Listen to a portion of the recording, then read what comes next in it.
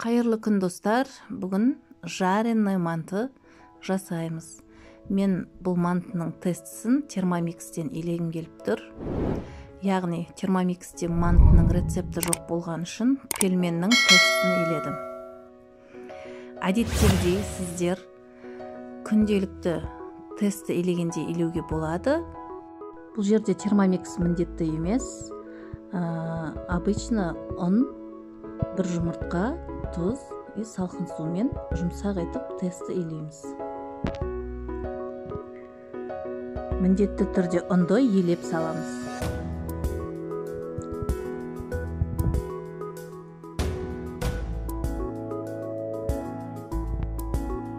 Мұнда термомикстің ерекшелігі қамырды иін қандырып, жақсылап тұрып илеп береді. Арасында сіздерге рецепті түсірген кезде термомиксті де пайдаланып түсіріп тұрамын.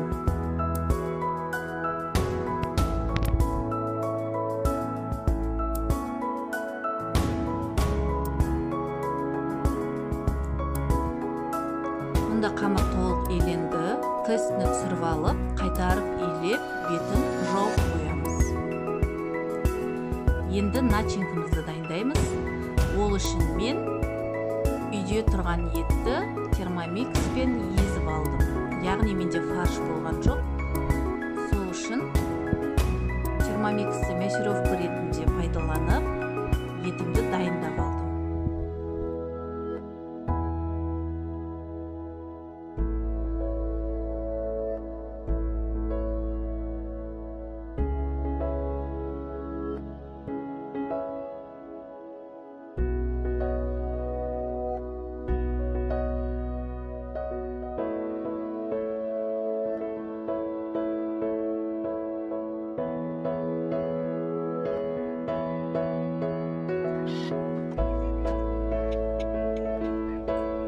Өте керемет етіп, майда етіп турап берді.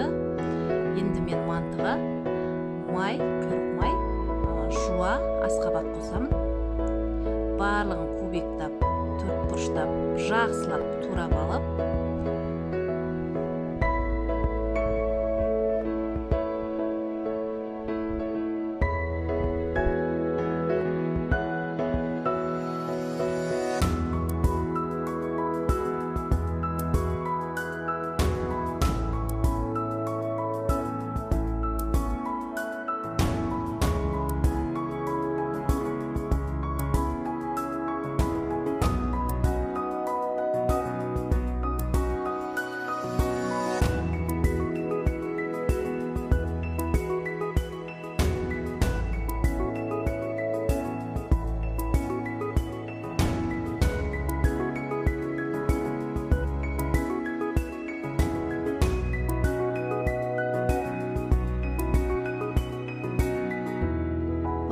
еттің бетіне салып, тұзын, бұрышын және кішкене сұйық майын құйып, қолмен жақсылап араластырып аламыз.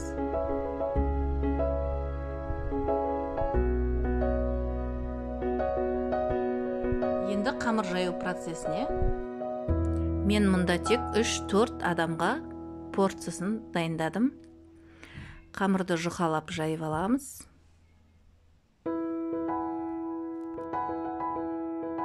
Ұн салып отырып жаямыз қамырды.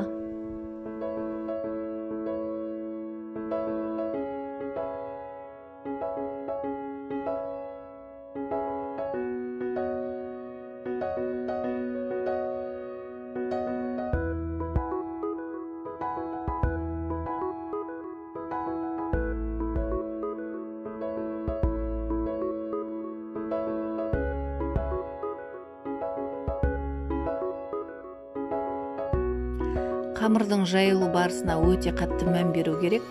Жыртылмай, теп-тегіс, бір қалыпты болып жайылу керек қамыр.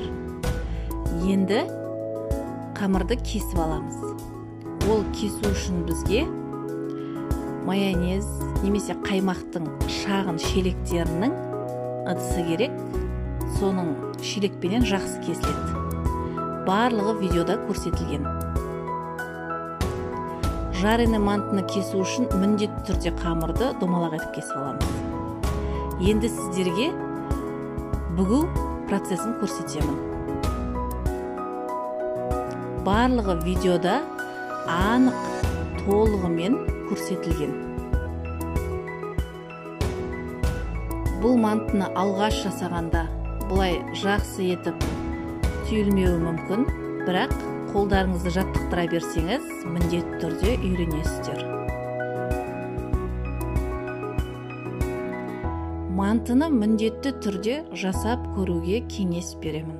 Өте дәмді, барлық үлкен қонақтықтарда ұялмай жасай беруге болады.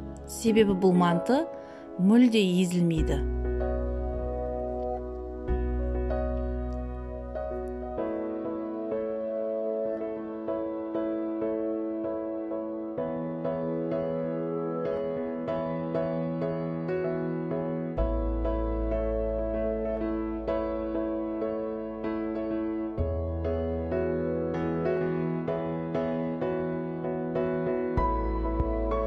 Менің YouTube каналым ұнап жатса, міндетті түрде тіркеліп, комментария жазып, лайк басып кетіңіздер.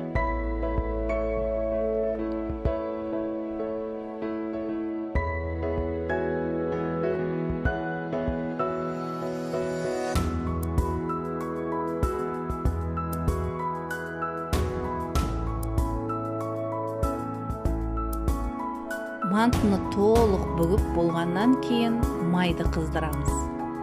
Бұл май міндетті түрде таза болуы керек, және газдың бір бетіне мантоварканың суын қойып қоямыз қайнатуға. Бауырсақ сияқты қызартып, толық қуырып аламыз. Барлығы видеода көрсетілген. Бір ескеретін нәрсе, мантыны майға салатын кезде май толығымен қатты қызып тұруы керек, мантыны бірден қызартып шығатындай. Өте мұқият жасайсыздар бұл процесте, себебі мантының ішіндегі біздің начинкамыз шашылып кетпеуі керек.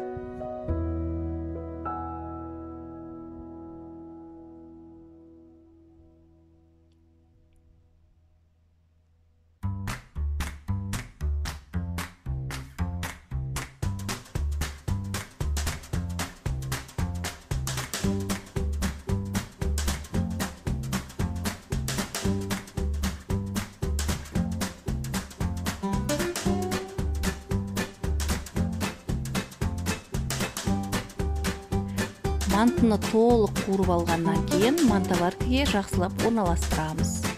Бұнымен біздің мантымыз піскен жоқ. Енді буға 50-60 минутқа қойып қоямыз. Міне менің мантым дайын болды. Міндетті түрде жасауға кеңес беремін. Ас болсын, рахмет.